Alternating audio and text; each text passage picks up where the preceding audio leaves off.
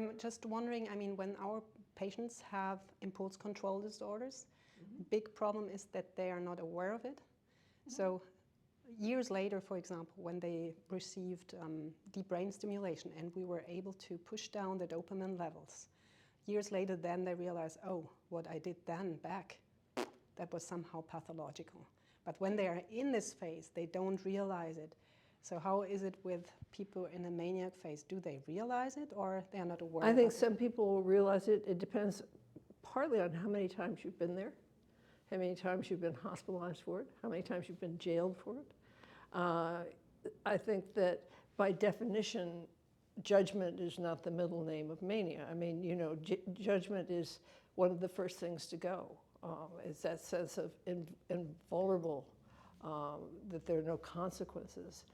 Mood is something that totally dominates your way of thinking about your own behavior. So that if you are feeling expansive and at one with the universe and so forth, there's no reason to question the validity of what you're thinking. I mean, it's an overpowering sensation. I mean, it's very easy for other people to see. I mean, if your doctor sees it, or your friends, or your husband or wife, of course, you know, you can see strange behavior and excessive behavior. But if you're in the midst of it, and it's a very euphoric mania as opposed to the other kinds of mania, you know, there's nothing to keep you from thinking you can do anything.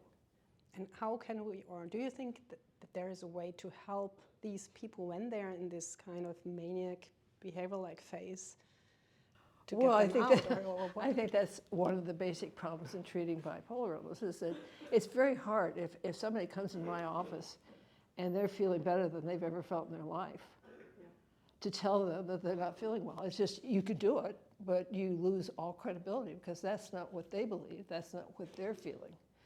That's what you're saying as a doctor, but it's not what, you know, they believe. So I think that, you know, if it gets, very often one of the most frustrating things in treating mania is that you have to wait for it to go to a certain point and get so out of control and so destructive before people will be hospitalized. Now, I think different hospitals have different, I mean,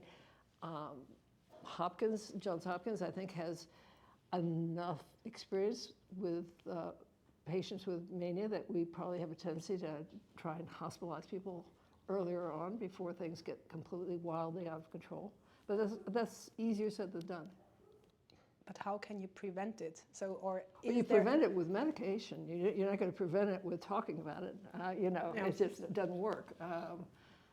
And I think that there are medications that work very well with mania. But you've got to keep people on those medications. It's not enough to have medication. You've got to have medication that people take.